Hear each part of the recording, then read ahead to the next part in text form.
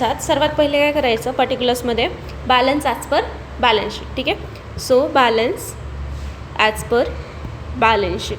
कुठलं बॅलन्स लिहायचे? ABC जे कॅपिटल आहे ना हे, तर ते कॅपिटल कुठनं दिसणार? लायबिलिटीला जे दिलं आहे 24,000, 26,000, 18,000. Okay, clear? कॅपिटल लिहिलं. Then add. जर क्वेश्चनमध्ये जनरल रिझर्व दिला असेल किंवा प्रॉफिट लॉस दिला असेल तर तो काय करणार आपण? पार्टनर्सला add.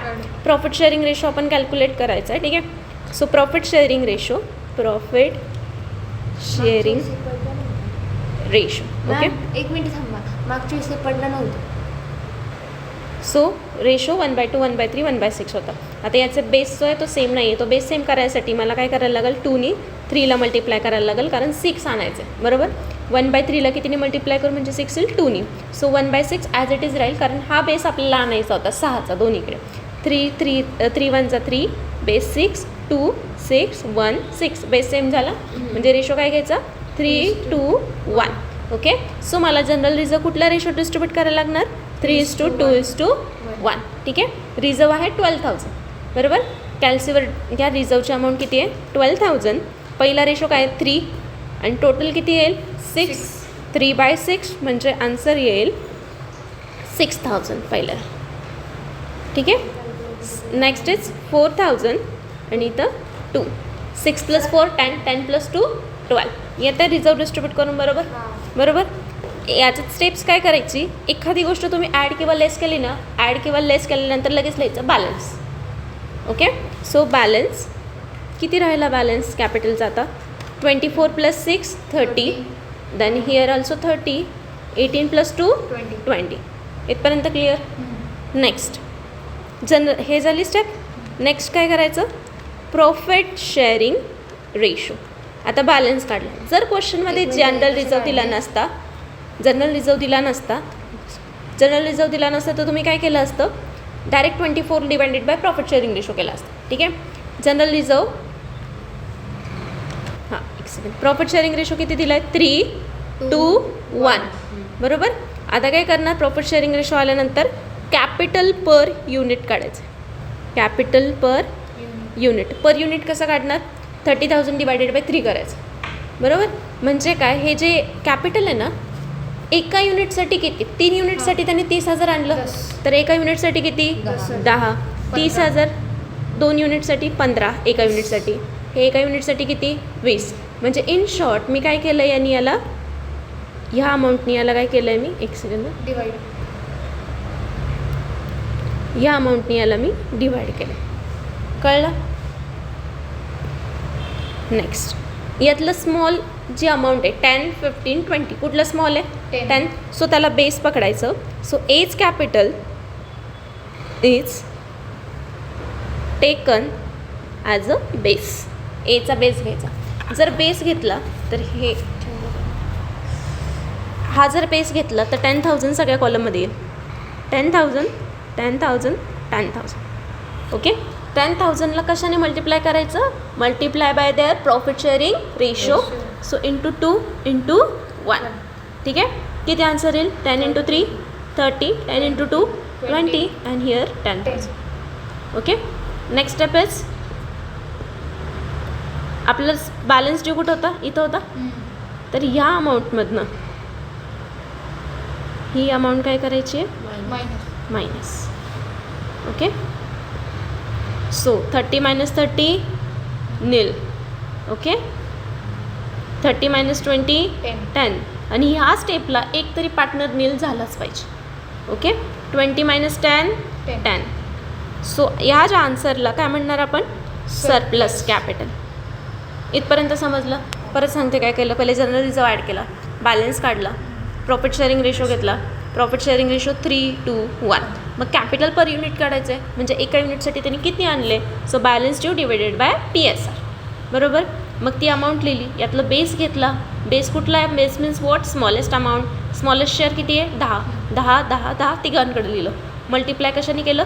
Profit sharing ratio 3:1. Clear? मग मल्टिप्लाय करून आलेल्या आन्सरमध्ये वरती बॅलन्स ड्यू कुठं होता ते बघायचा. बॅलन्स ड्यूमधनं मायनस केलं. 30 - 20 10. 20 - 10 10. क्लिअर? हीच स्टेप रिपीट करायची आणि लास्टला एक पार्टनर राहील तुमचा. बरोबर, ह्या 2 पार्टनर राहिलेत ना आता, हां. तर एक पार्टनर राहील. मग इथे लिहायची next step is profit sharing ratio. Profit sharing ratio 2:1. Okay. Next is capital per unit. म्हणजे 10नी काय करणार 2ला divide. So 5000. 10 divided by 1 10. Okay. आता यातलं बेस कुठलं घेणार तुम्ही 5. So 5000 multiply by their profit sharing ratio. कळतं आहे? 5000 म्हणजे जे कमी ते ते घ्यायचं. हां, मग इथे स्टेटमेंट लिहायचं. काय घेतलं तुम्ही कोणाचं बी ना. हां. सो बीज capital is taken as a base base. कळतं आहे? किती अमाऊंट आहे 10,000. 10,000 5,000. कळतं आहे? सो बीज capital is taken as a base. So आता नेक्स्ट स्टेप काय करणार तुम्ही सांगा मला. बिझनेसेस को हां, याच्यातनं हे मायनस करायचं. ओके. सो निल 10 - 5 5. जे आन्सर येईल त्याला आपण काय म्हणणार प्युअर सरप्लस कॅपिटल.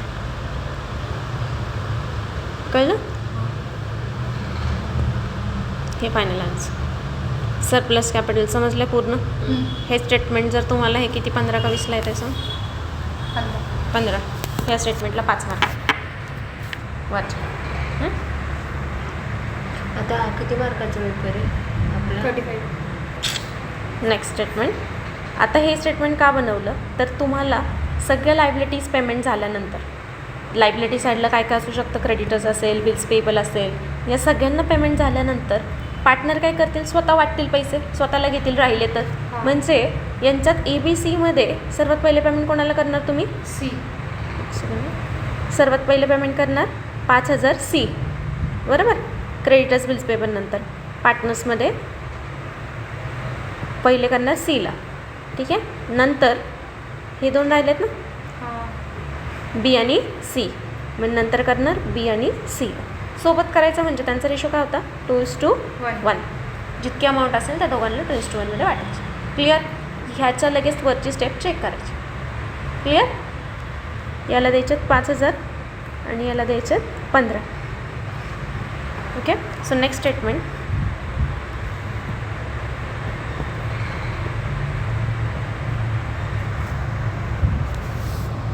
नेक्स्ट स्टेटमेंटला नाव असेल statement showing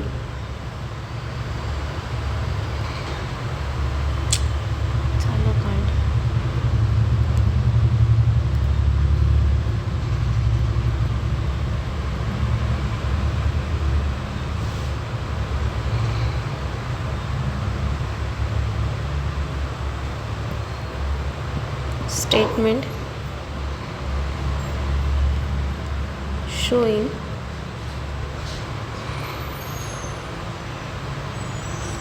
piecemeal distribution of cash. ठीक है. Statement showing piecemeal distribution of cash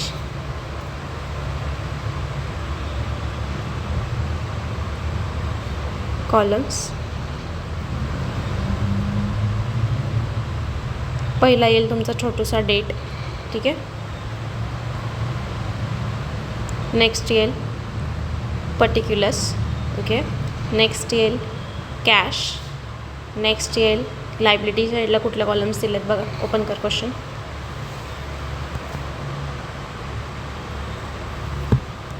liability साईडला बँक लोन फक्त एकच दिलं आहे. बरोबर. म्हणजे date particulars cash bank loan A B आणि सी. ओके. असे तुमचे कॉलम्स येते. सो पहिले डेट पर्टिक्युलर्स सर्वात पहिली तर कॅशच असला पाहिजे. नंतर लायबिलिटीवाला कॉलम असला पाहिजे. Creditors bills payable what ever जितके असतील तितक्या लायबिलिटीज येतील. नंतर इथं पार्टनर्स कॅपिटल येईल ए बी सी. ठीक आहे. सर्वात पहिले बॅलन्स शीट कधीची आहे डिसेंबर 31 डिसेंबर 2023. सो 31 इथं काय लिहिणार balance as per balance sheet. ठीक आहे. So balance as per balance sheet. Balance शीटनुसार अमाऊंट लिहितो ना आपण, म्हणून तसं टाकलं. तर कॅश किती आहे 2000. बँक लोन किती आहे 8,000. ABC balance 24, 26, 18. Then here add general reserve. Okay. किती रिझर्व 12,000 आहे. पण आपण इथं डिस्ट्रीब्यूट केला होता ना वरती 6, 4, 2. 6,000, 4,000, 2,000. ओके. सो सॉरी खालती लिहायला पाहिजे होतं ना. रिझर्वच्या लगेच समोरच पाहिजे, वर खाली लिहायचं नाही. 2,000 फक्त पार्टनर्समध्ये ॲड केला बरोबर. कॅशचा बॅलन्स वाढणार आहे का नाही. ओके. रिझर्व म्हणजे आपण प्रॉफिटमधनं साईडला काढून ठेवतो ना अमाउंट. सो कॅश बैलेंस नहीं इंक्रीज होने वाला, राइट. सो कैश में डैश, इसमें भी डैश. 2,000, 8,000 बैलेंस नाव ले चला. Balance due 24 + 6 30, 30, 20. इथपर्यंत क्लियर. बैलेंस ड्यू झालं. ठीक है. नेक्स्ट क्या करना है अभी. लाइबिलिटी में पहला कौन सा है बैंक लोन, तो उसको पेमेंट करना है. किती पेमेंट करायचे त्याला 8,000. आपल्याकडे कॅश किती आहे 2,000. एक मिनिट ॲडजस्टमेंट भी दिया है ना नीचे. The partners agree to dissolve the firm. It was decided that cash will be distributed as when realise. Cash कब देना है जब वो रियलाइज होगा, एसेट बेच के आएगा तभी. Dissolution expenses originally estimated amount of ₹6,000. Expenses किती आहेत डिसोल्यूशनचे 6. But actual expenses 1,000 is spent on 31 March 2024. म्हणजे त्यांनी काय म्हटलं आहे की 6,000 खर्च झाला आहे. प्रोव्हिजन म्हणजे एस्टिमेटेड अमाऊंट सांगितली की 6,000 एक्सपेन्सेस होऊ शकतो, झालेला नाही आहे. बट 6,000 नाही झाला. किती झाला ॲक्च्युअली 1,000. ठीक आहे. Assets realise as under. Assets कुठल्या कुठल्या विकल्या त्या दिल्या. ठीक आहे. सो 6,000 एक्सपेन्सेस झाला आहेत, त्यातले 1,000च त्यांनी खर्च केला आहे. म्हणजे 5,000 जास्त रेकॉर्ड करून ठेवला त्यांनी बरोबर. मग तुम्हाला ते 5,000 ॲडजस्ट कसे करायचे, तर सर्वात पहिले कॅशमधनं किती मायनस करणार तुम्ही. एस्टिमेटेड अमाऊंट किती आहे 6. एस्टिमेटेड अमाऊंट स्टार्टिंगला मायनस करायची. ओके 6,000. बट उरलेली जी एक्स्ट्रा अमाऊंट आहे ना 1,000 त्यांनी स्पेंड केले, म्हणजे 5,000 एक्स्ट्रा आपण मायनस करतो आहे. ते 5,000 एक्स्ट्रा जो अनयुटिलाइज एक्सपेन्सेस आहे तो 31 मार्च 2024ला काय होईल ॲड होईल. म्हणजे जेव्हा रिअलायझेशन येईल ना 31 मार्चची, तेव्हा ते काय होईल ॲड होईल. कळतं आहे. मग एक सेकंड. आता मी जर 6,000 पे करू शकते का कॅशमधनं. मग मला फर्स्ट रिअलायझेशन घ्यायला लागेल, कारण माझ्याकडे कॅश नाही आहे. आता बुक व्हॅल्यू आणि मार्केट व्हॅल्यू 2 व्हॅल्यू दिल्यात, त्यातली जी कमी आहे ना ती घ्यायची. एक मिनटं. कुठे आहे याचं सोल्युशन. 11 लिया ना. नहीं रुको, 9 लिया है. जो कम है वो सेम है, जो कम है वो लेना है. ठीक है. सो इधर क्या लिखेंगे अभी फर्स्ट रिअलायझेशन. रिअलायझेशन का घेतली. एक्सपेन्सेस पे करायसाठी आपल्याकडे तेवढी कॅश नाही आहे. किती घेतली फर्स्ट 9. कमी आहे ती घ्यायची बुक किंवा मार्केट दिली तर. सो इथनं मी काहीच करत नाही आहे ना ह्या कॉलममध्ये. So no change there.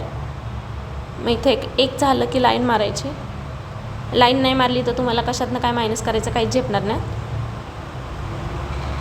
मग इथे बॅलन्स 11 येईल. 11, 8. जोपर्यंत त्याच्यावर ॲडजस्टमेंट नाही केली त्या अमाऊंट आहे तशी खाली आहे. ठीक आहे. नेक्स्ट लेस. कॅश कोणाला पे करायचे. डिझोल्युशन एक्सपेन्सेस पे करायचे बरोबर. So write here dissolution expenses म्हणजे कंपनी जेव्हा क्लोज होती, हे सगळे क्लोज होताना जी प्रोसेसला होते ना, ॲसेट सेल करण्यासाठी ट्रान्सपोर्टचा खर्च असेल किंवा रेम्युनरेशन द्यायचं असेल लिक्विडेटरला, त्याला म्हणतात डिझोल्युशन एक्सपेन्सेस. तर ते एक्सपेन्सेस किती झालेत 6 बरोबर. इथनं मायनस करायचे नाही, कॅशमधनं कमी होतील, कारण कॅश तुमची काय झाली आहे कमी झाली आहे. पैसे दिले कॅश देणार ना. सो किती राहतील 5, 8 as it is, 30 as it is, 30 as it is, 20 as it is. कळलं. नेक्स्ट बॅलन्स ठीक आहे. झालं एक्सपेन्सेस पे. आता कोणाला पेमेंट करणार तुम्ही? बँक लोनला. आपल्याकडे कॅश किती शिल्लक आहे? 5. याला किती द्यायचे आहेत? 8. मग मी काय करणार? माझ्याकडे 5च आहे, सो आता 5000च घे तू. नेक्स्ट रिअलायझेशन जेव्हा येईल तेव्हा मी तुला उरलेले 3 देईन. बरोबर. सो इथं काय लिहिणार? Cash paid to. कोणाला पे करतो आपण? Bank loan. So write here cash paid to bank loan. किती अमाऊंट लिहिणार तुम्ही? 5. इथं पण किती देणार? 5. कॅशमधनं 5 कमी झाली तर लोनमध्ये पण 5च दिसले पाहिजे, तिथं अमाऊंट वेगळी नाही जायला पाहिजे. कळत आहे? बाकीची इकडं डॅश. ठीक आहे. सो नेक्स्ट 5 - 5 घे, नील. कॅश संपली. सो बँक लोन अजून 3000 पेंडिंग आहे. पार्टनर्सचा बॅलन्स तसाच. ठीक आहे. इथपर्यंत काय डाऊट?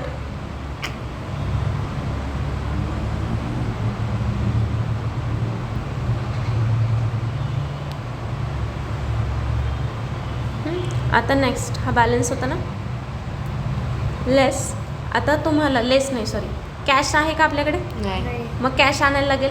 मग सेकंड रिअलायझेशन कुठली डेट आहे? 28 Feb. So date right here 28 Feb डेटमध्ये. 20 ठीक आहे, जाऊ दे 20. हां. सेकंड रिअलायझेशन किती आली? सेकंड रिअलायझेशन असं विकून 24,200. 24,200. ओके. कमी वाढली अमाऊंट घेतली. नेक्स्ट आता याला किती पैसे द्यायचे? 3 ना. So rate loan bank loan paid किती द्यायचे? 3. सो 3च द्यायचे. इथनं पण किती मायनस होतील? 3. बाकी इकडं डॅश. सो याचा बॅलन्स येईल 21,200. नील 30 आणि 20. कळलं इथपर्यंत?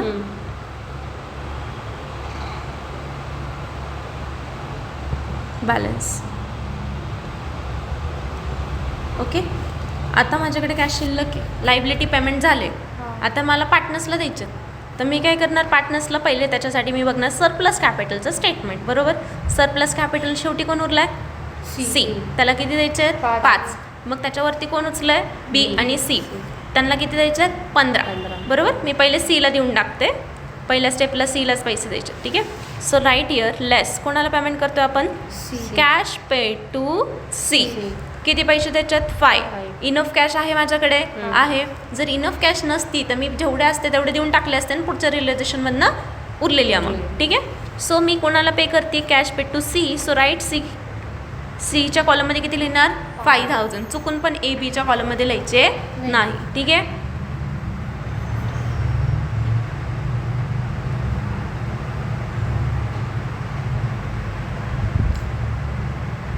ठीक आहे. सो नेक्स्ट मायनस करणार. 21,200मधनं 5000 गेले, किती राहतील? 17,200. बरोबर. बराबर ना? या 16 रहेगा? 16 रहेगा ना. 16,200. बराबर. नेक्स्ट ये तो हो गया, नील हो गया, उसको कुछ नहीं करना. 30 and 15. बरोबर. सो इथं लिहा बॅलन्स. 20,000 का? हे 20 आहेत ना. 20मधनं 5 गेले. मग आता सीचा कॉलम नील झाला, म्हणजे त्याला नील नाही, 5000 द्यायचे होते ते दिले पूर्ण आपण. आता बी आणि सीला द्यायचे आहेत. Less cash paid to B and C. किती द्यायचे आहेत? 15. मग माझ्याकडे इनफ कॅश आहे? आहे. सो 15,000. कुठल्या रेशोत देणार त्याला? 2:1. कारण 3:1 रेशो होता ना. ठीक आहे. सो 2:1 याला येईल 5,000 आणि याला येईल 10,000. बी आणि सी चुकून सुद्धा याच्या कॉलममध्ये अमाऊंट आली नाही पाहिजे. सो बॅलन्स 30 आणि याचे 20, याचे 10. ठीक आहे. आणि balance is 1200. So balance due. इथपर्यंत क्लिअर? आता मला पार्टनर्सला पण देऊन झालं तरी पण कॅश शिल्लक आहे, तर मी काय करणार? Cash paid to all partners. कोणाला पे करणार तुम्ही? सगळ्या पार्टनर्सला. 1200 राहिलेत ना. कुठल्या रेशोत? 3:1. कॅशमधनं पूर्ण जातील. 1200 divided by 6 that is 200, 400 and 600. कळलं? नेक्स्ट आता स्टेप काय पुढची? याच्यात नाही मायनस करायचं. लास्ट स्टेप ही रियलाइजेशन खत्म हो गई क्या? एक रह गया. एक रह गया. ठीक है. सो कैश नील हो जाएगा. balance. 30 minus 600, 29,400 and 19,600, 9,800. समझलं? आता ना last realisation.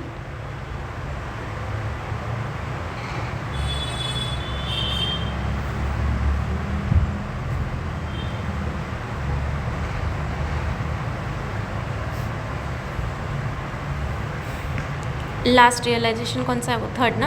31. Date 31st. March. Third realisation कितनी अमाउंट है? 23,800. उसमें अपने को क्या करना होता? अनयूटिलाइज एक्सपेंसेस जो 5,000 एक्स्ट्रा करके रखा है अपन. एक्चुअल में 6,000 नहीं हुआ अपना खर्चा. हाँ. कितना हुआ? 1,000 हुआ. तो अपन ने पहले से 6,000 डिडक्ट करके रखा है फर्स्ट टाइम में. हाँ. ओके तो अभी ये 1,000 सॉरी कितना एक्स्ट्रा किया? 5,000. तो अनयूटिलाइज एक्सपेंसेस क्या करना है? ऐड. वो कितना होगा? 5. तो इसमें कुछ भी नाही आएगा राईट. हे समजलं का? 5,000 कुठून आले? पहिले डिझोल्युशन एक्सपेन्सेस 6,000 मायनस केले होते ना आपण इथं. पण ॲक्च्युअल 1,000च झाला आहे. मग तो बॅलन्स करायला लागेल ना आपल्याला. मग 6,000 इथनं मायनस केले आणि 5,000 इथं ॲड केले म्हणजे नेट इफेक्ट 1,000चा झाला का? ओके सो 23 आणि 5 28,800 हा बॅलन्स आहे तसा. 19,600 आणि 9,800. ठीक आहे. So less what? Cash paid to all partners. ठीक आहे. सो घ्या कॅल्सीवर किती अमाऊंट आहे? 2,800. Divided by 3 divided by 6 into 3. 14,400. एक सेकंड.